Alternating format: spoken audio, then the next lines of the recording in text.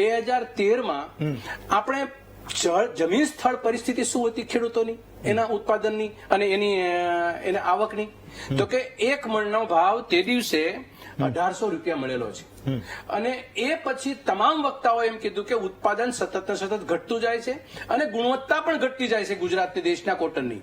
છતાં આજે 10 વર્ષ પછી 1800 ના બદલે આપણે 1500 ની એમાં MSP જાહેર કરીએ અને 1200-1300 મળે. આ કયા પ્રકારનો વિકાસ? હું રાજકીય પરિપ્રેક્ષમાં પૂછતાની સાથે હું સરકારને સીધો સવાલ પૂછું છું કે ખેડૂતોને તમે 1 મણનો ભાવ તમે 10 વર્ષ પહેલા જે આપતા હતા એટલો તમે આપી શકતા નથી, 1800 સુધી પહોંચી શકતા નથી. આ તો આપેલો છે સરકારોએ. અને બીજું, જે પરિસ્થિતિની અંદર DAP નો ભાવ 507 રૂપિયા હતો 10 વર્ષ પહેલા, આજે 1100 રૂપિયા ને સમથિંગ છે. તો એ ભાવ વધે છે ત્યારે તમારે કોઈ પ્રકારની સરકારના કોઈ ચોકઠા ગોઠવાતા નથી. અને જયારે ખેડૂતની વાત ચર્ચાનો વિષય બને છે ત્યારે CCI આવે, ત્યારે ટ્રેડર્સ આવે, ઇન્ટરનેશનલ માર્કેટ આવે, પછી આમ આવે. આ બધી વસ્તુ ભેગી થઈ જાય અને મૂળભૂત પ્રશ્નને આપણે ભૂલી જઈએ છીએ.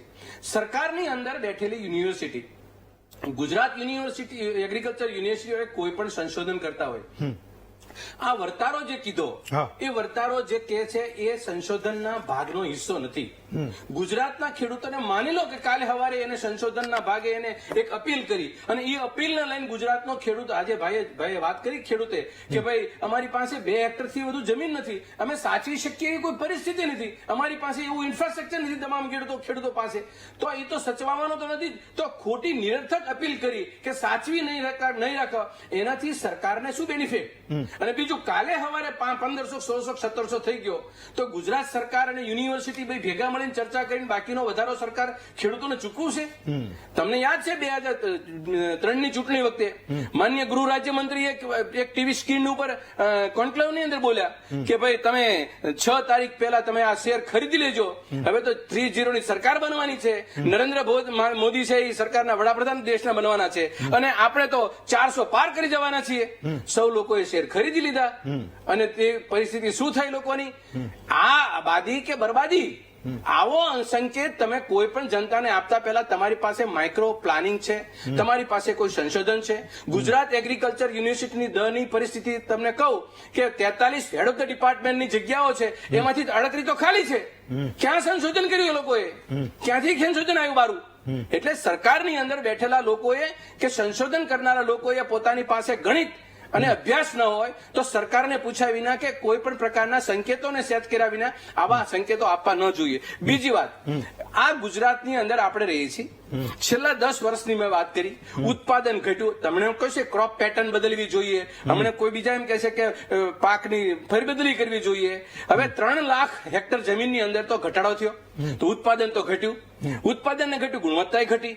ઇન્ટરનેશનલ માર્કેટની અંદર સપ્લાય અને ડિમાન્ડ પ્રમાણે જે પરિસ્થિતિ છે તો ઘટવા જ કેમ ગયા?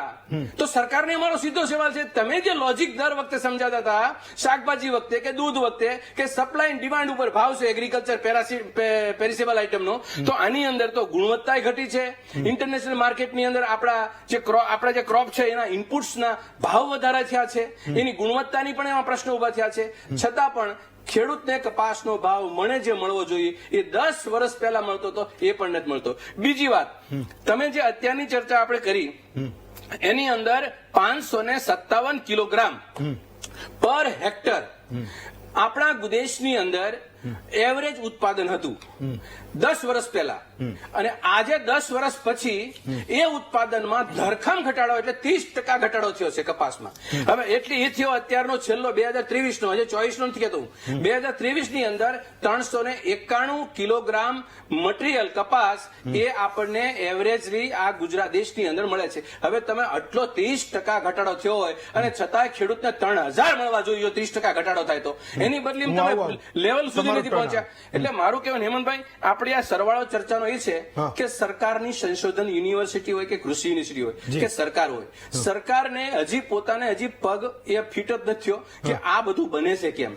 અભ્યાસ નથી કરવો, ઉપર વાતો કરવી છે અને ખેડૂતોની દની પરિસ્થિતિ એને નજર સામે જોઈ રાખવી છે. આ 10 વર્ષથી હેમંતભાઈ એવું તમે સમજો છો કે આમાં અભ્યાસ કરી અને જો માઇક્રો પ્લાનિંગ ન કરે તો આનો નિવેડો ન આવે? આ 100% નિવેડો આવી શકે એવી બાબત છે. છતાં પણ સરકારની મનસા મેલી છે. તમને ફરીને અભિનંદન આપું છું, તમે આ વિષય વસ્તુ ઉપર વાત કરવાની વાત કરી.